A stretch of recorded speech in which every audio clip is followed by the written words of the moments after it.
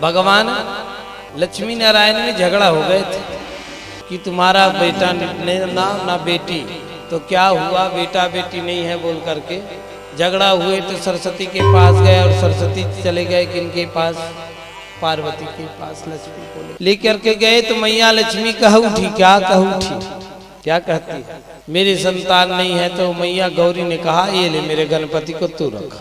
और उसके बाद जैसे ही वो रखना प्रारंभ किए, लेकर आए गणपति बप्पा,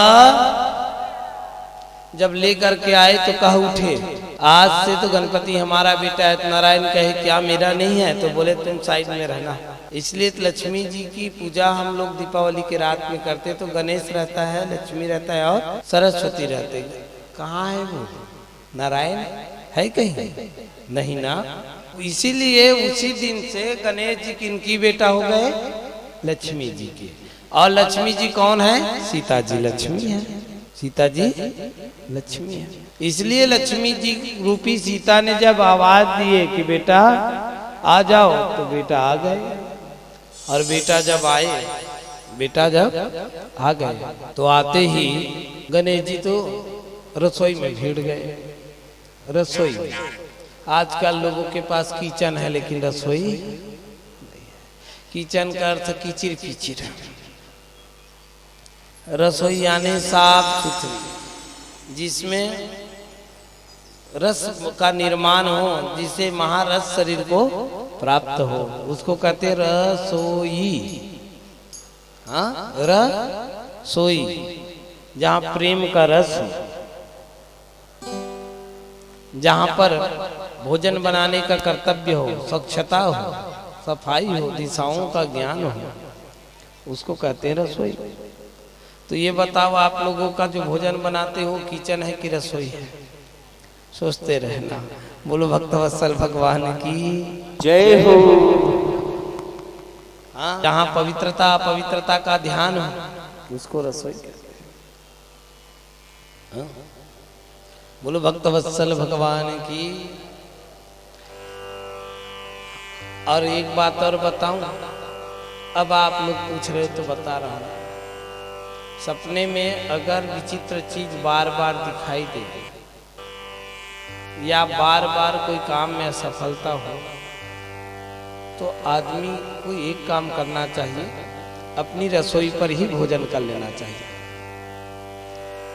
रसोई में भोजन बनाए, नीचे बैठ करके भोजन किए या पति को कराओ।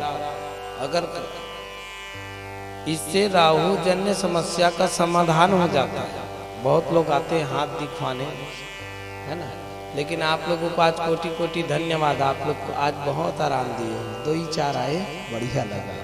हाँ, तो किचन में भोजन करने से ग्रह बाधा शांत हो जाता है। उसमें से एक ग्रह है राहु। हाँ, इसलिए कभी कभी रसोई में भोजन कर लेना चाहिए। हाँ? और साफ सुथरी रखनी चाहिए। बोलो भक्तवत्सल भगवान की जय हो। तो रसोई बना रहे हैं गणपति। गणपति जब रसोई बना रहे थे तो आटा को ऐसे सूंड से खींचते हो, सुंड लगा के जब खींचे तो रिद्धि ने कहा हो भोदूराम, अब वो उसमें तो सांस छोड़ दिया तूने, वो तो जूठा हो गया और जूठे भोजन संत को भोग नहीं लगता। तो इतने में हम बोले ओ मैया आटा मंगा दो ना, आटा कम पड़ जा रहा है। जबकि सीता रसोई में कभी कोई चीज कम पड़ता ही नहीं था। तो आटा उठाकर कौन लाएगा, जो पहाड़ उठाता है वो आटा उठा रहा है, हनुमान जी। हनुमान जी ने बोरी बोरी आटा लाए, यह ढेर सारी पूड़ी बनी। और जब भोजन चल ही रहा है, तो 18वां दिन जानकी जी से मिलने राम जी आए, क्या हाल चाल है बताओ, भोजन ठीक हो रहा है। बोले आपने तो पूरे श्रद्धा की टांग ही तोड़ दिया, कोई ऐसे साधु बुलाते हैं क्या? हा? ऐसे इशारों में वही बात है ना, ये जी वो जी हम ना कहेंगे, इशारों में बातें करेंगे।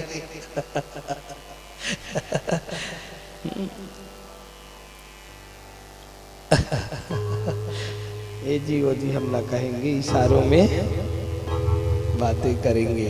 तब कह उठे, क्या कहते हैं भैया?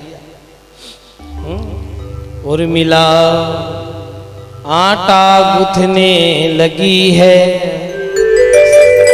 सीता भोजन परोसने लगी है।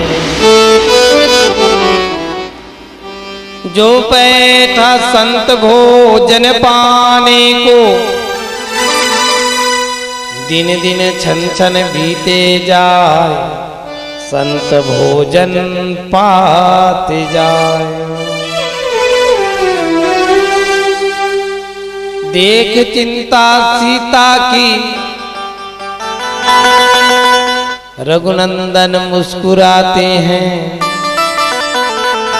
एक कटोरी खीर मंगाकर तुलसी पत्र साथ जिमाते हैं।